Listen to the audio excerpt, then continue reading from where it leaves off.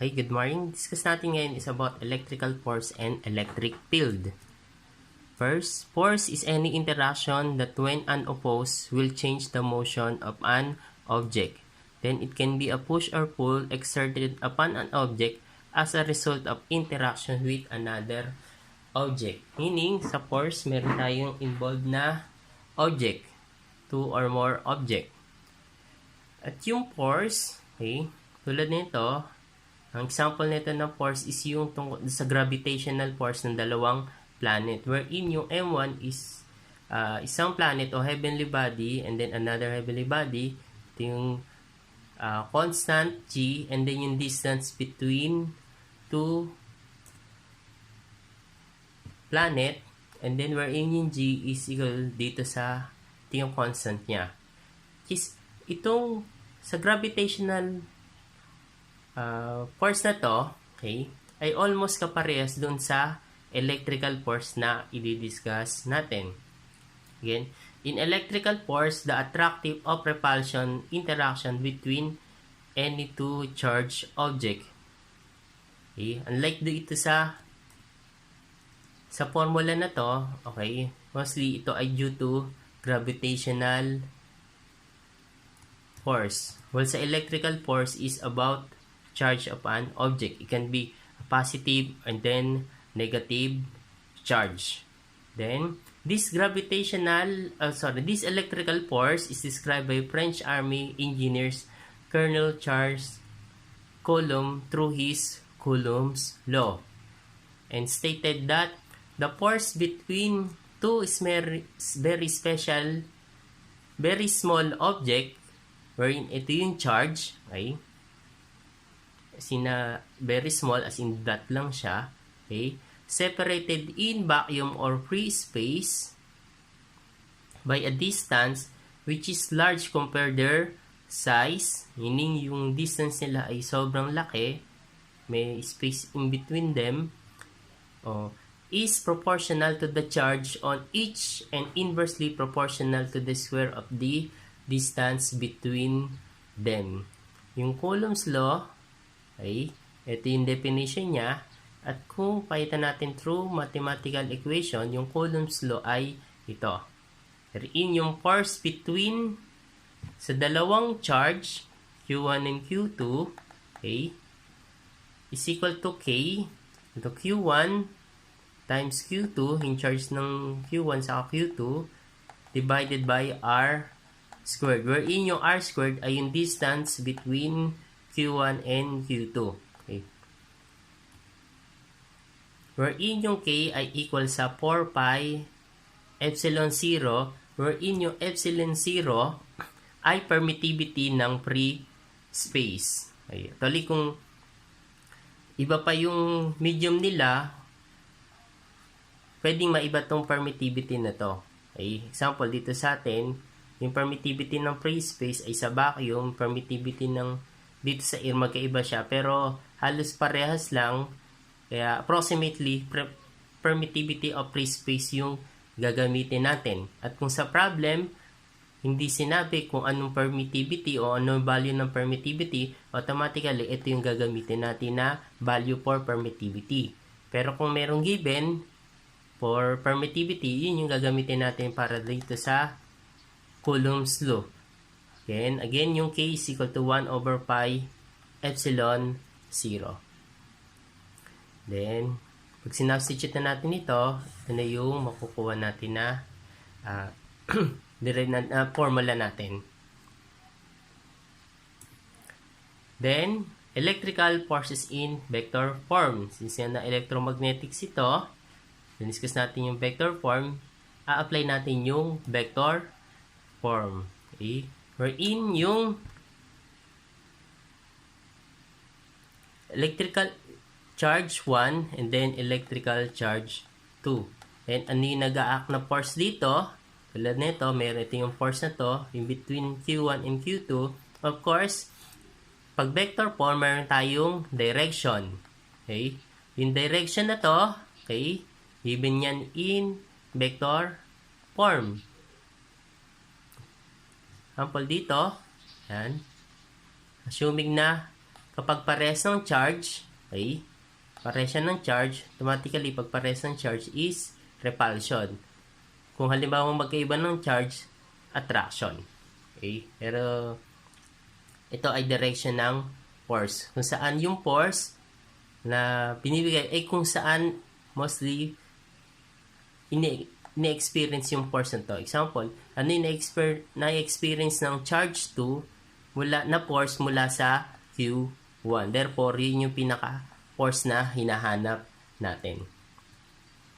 Then, since in vector form na to, nadagdagan na dito ng vector form wherein ito ay unit vector. Kung apply natin yung unit vector is equal to yung vector, sub natin over absolute value. Absolute value. At yung absolute value na yon na makukuha na masosolve natin, halimbawa ito, R1, R2, ito rin mismo yung distance o yung radius na gagamitin natin. Yung distance between Q1 and Q2. Kaya pag sinubstitute natin ito, okay, sinubstitute natin yan dito sa A112, lalabas na instead na R squared to, pwedeng maging R cubed. Kasi itong value ng R, absolute value, ay yun din yung distance. Kaya ito ay pwedeng maging R cubed. Example, okay? Q1, which is 3 times 10 to the negative 4 coulomb, wherein yung coulomb, ito yung unit for charge. At point M, 1, 2, 3, and the charge of Q2 is equal to negative 10 to the 4th coulombs. Yan, dalawang charge. At point M, in a vacuum, meaning yung vacuum is free space. Find the force exerted on Q2 by Q1. In this problem, meron tayong charge 1 and then charge 2. Ang hinahanap natin is yung force in the Q2 o yung pwersang o yung force na na-experience ng Q2 mula kay Q1. Okay. Q2 force on Q2 by Q1. Okay. Yeah. Since the force yung hinahanap natin, okay, force at F2, ito ay equal sa Q1 times Q2, then 4 pi epsilon R12 squared, unit vector is A12. Ito, possible, pwede itong maiba, depende kung saan hinihingi. Since na ang direction is from 1 to 2, bakit 1 to 2? Dahil ang nagbibigay ng force ay Q1 at yung force na na-experience ng Q2, yun yung hinahanap natin. Kaya ang direction is from 1 to 2. Okay, example dito na ito yung Q1 and then Q2. Positive yung Q1, negative yung Q2. Ano yung force na na-experience ng F2? Initially, alam natin na ang force na to ay force of attraction. Ibig sabihin papalapit. Dahil isang positive and then isang negative. The next na gagawin natin is kunin natin yung unit vector. Okay, unit vector, A12, vector R12, absolute value, R2 minus R1 over absolute value ng R2 minus R1. Then yung R2 natin minus R1, ito yan, kapag sinubstitute natin yung mga points, yan, natin, vector is I minus 2J plus 2K. Okay? And then, substitute natin ito dito. At yung absolute value natin is square root of 1 squared plus 2 squared plus 2 squared. Therefore, ang unit vector natin is 1 over 3, 1 minus 2j plus 2k. Then, substitute natin yung mga value wherein yung force at charge 2 is Q1 times Q2, negative 3 times 10 to the negative 4. Since na pare-pares naman sila na coulomb. Okay, be careful sa unit. Then, negative 4 over 4 pi 8.854. Okay. times 10 to the negative 12. Yung R natin is 3. Saan nanggaling itong 3 na to? Ito yung pag kinsinolve natin yan, absolute value 3. Ito naman yung unit vector. Ito yung sinasabi natin kanina na pwedeng maging R cube dahil parehas lang naman ito. Okay, kaya pwedeng maging R cube. Therefore, pag sinimplify natin ito ay negative 30. Okay.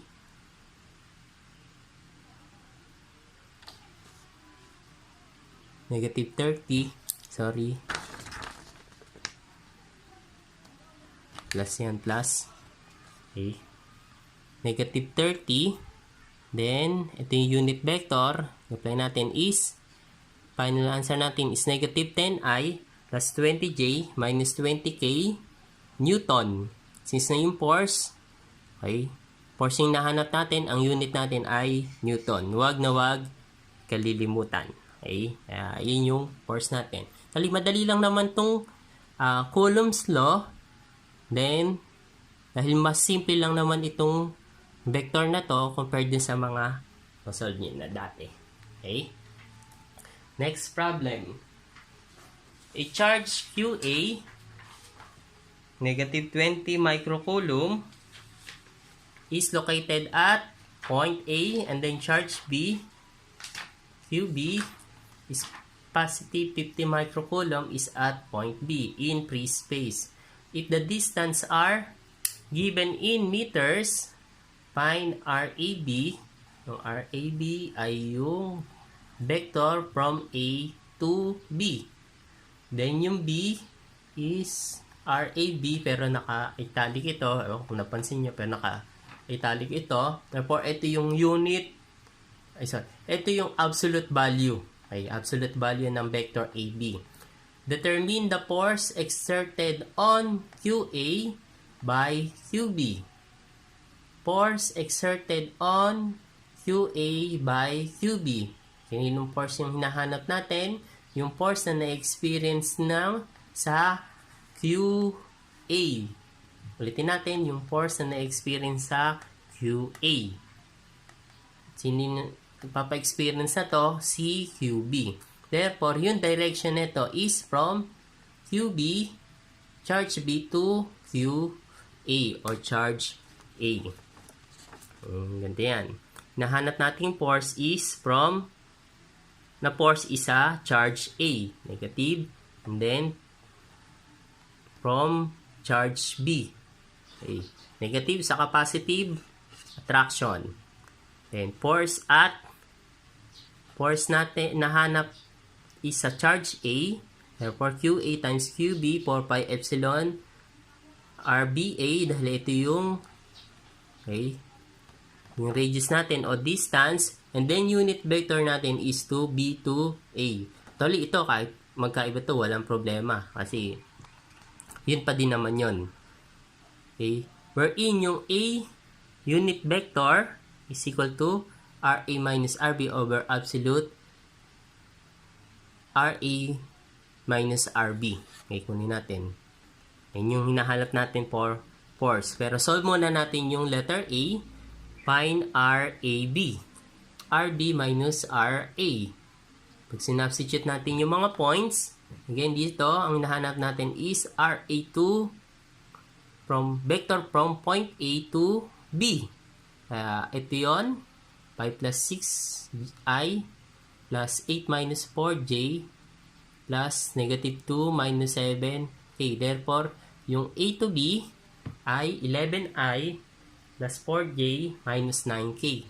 Then, yung absolute value naman, kunin lang natin yung quadratic sum, is 14.76. Take note na sa letter A, ang hinahanap is yung vector from A to B. Pero yung hinahanap nating force is B to A. Okay? Magkaiba. Kaya be careful kung ano yung hinahanap. Ngayon, dahil baliktad ito, para makuha natin itong RA to RB, okay, multiply lang natin, ibahin lang natin yung direction. At kung ibahin lang natin yung direction, therefore ito ay may iba lang ng sign. Tulad nito. Yung unit vector for BA is 11I minus 4J plus 9K. Saan ang galing ito? Ito, positive, magiging negative. Positive, magiging negative. And then negative, magiging positive. Unit vector, absolute value, 14.76 meters ito. Then, substitute na natin yung value. Negative 20 micro times 50 micro. Then, 4 pi, permittivity of free space, yung radius, then yung unit vector, then multiply natin yan, and then simplify natin is 30.76 I plus 11.18 joules minus 25.16 K Newton. Again, huwag kalilimutan yung unit. Again, pwede naman kung gusto nyo mas simple, ito ay gawin na nating cube. Okay. As long as na mas, kung sa kayo mas komportable, yun yung gawin nyo. Kaya, yan yung sa electrical force. And then, yung electrical force between two charge is defined or illustrated by Coulombs law.